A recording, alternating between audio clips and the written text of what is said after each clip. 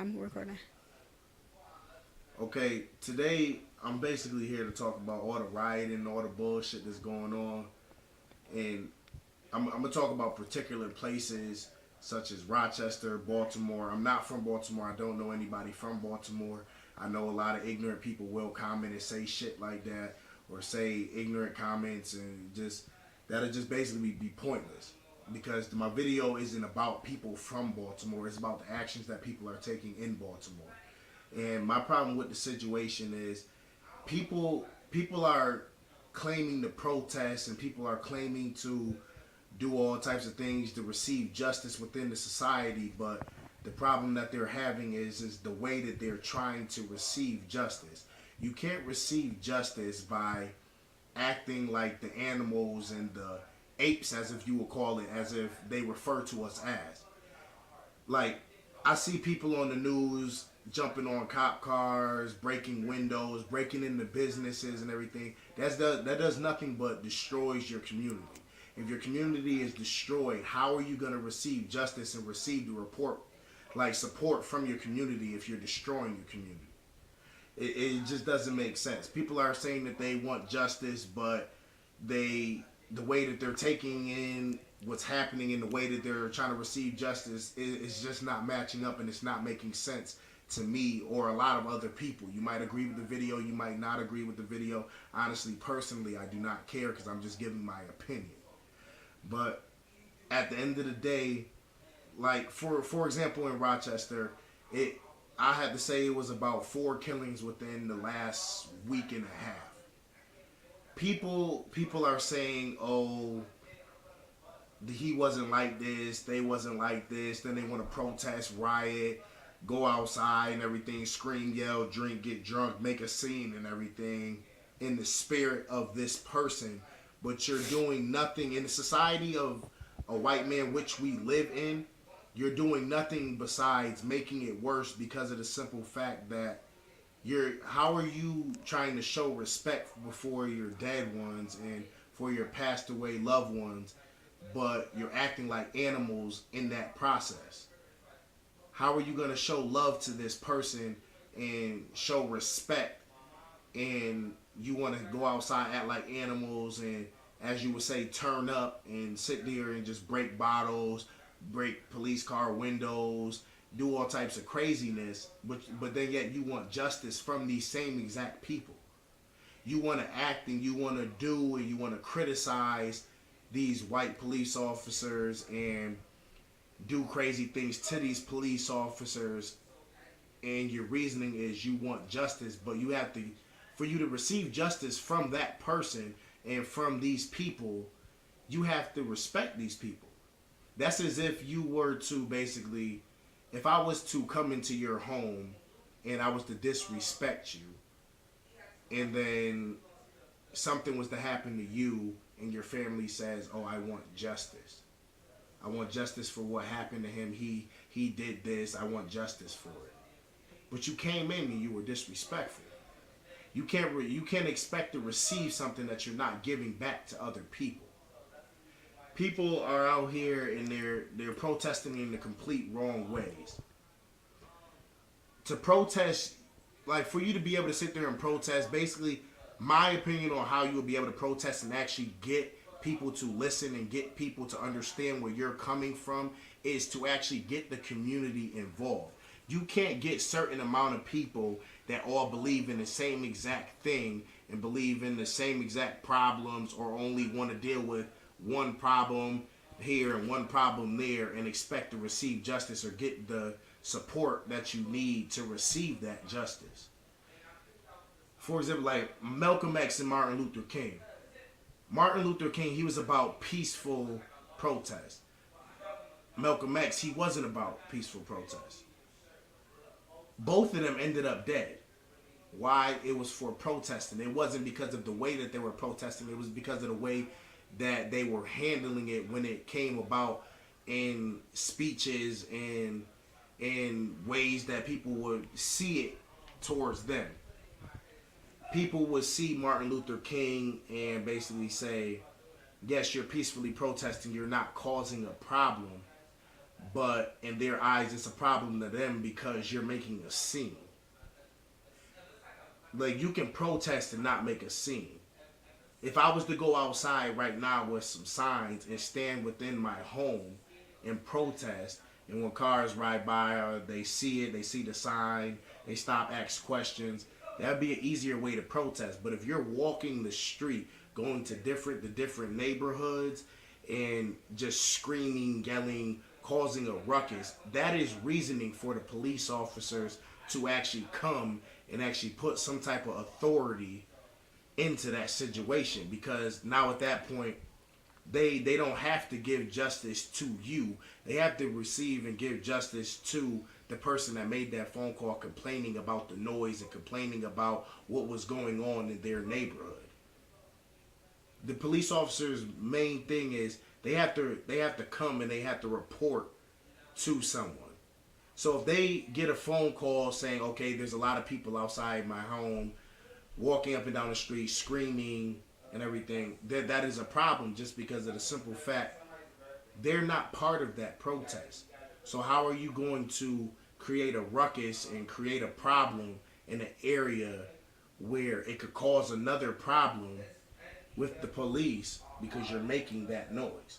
But if you were to go to, I have to say, like a town hall or something like that, stand out there, protest, most likely the news will come. After the news get there, they're going to record you guys protesting. That is going to go viral. Everyone that watches the news is going to see that.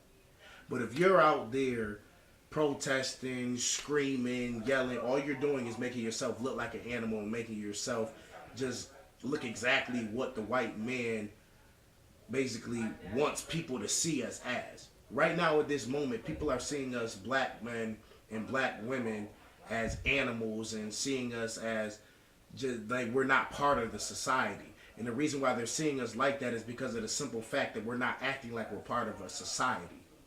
We're acting just as though as how they treated us back then during slavery times, during times when the Underground Railroad was happening, during times when, like, older times, like when people actually were really protesting. Back then, that was real protesting. I have to say, if you look at the movie Salem, that's real protesting. What Martin Luther King was doing in that movie was real protesting. He was actually getting people that actually controlled the community and controlled what happens and controls how people react to things to support him in some type of way to receive what he wanted in return. In that movie, he was interacting with the president to receive what his people wanted. But soon as he realized that the president wasn't going to give him what he wanted, he didn't switch up and start violently protesting. He kept it going the same exact way, because just because you're not getting what you want at that moment does not mean that at some point in time you will not receive that same exact thing. So it just doesn't make sense to me how people are out here doing all these crazy things and expecting someone to listen and expecting someone to react and do what they want and fix the problem based on your own actions. Like, it's just not gonna work. It's not gonna work like that.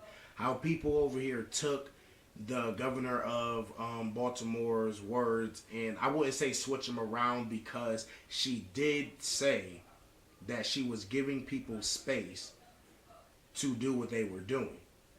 But at the same time, people in Baltimore, they took it and they ran with it. By saying that, basically, you took what she said and you took advantage of it, and you put it in your own ways and you put it in your own words, and just basically say, okay, she gave us permission to go and terrorize the city, which was not the case. She gave you permission to peacefully protest and peacefully try to receive what you wanted and receive justice, but not in a way where it will convince and create violence to others and create problems for other people.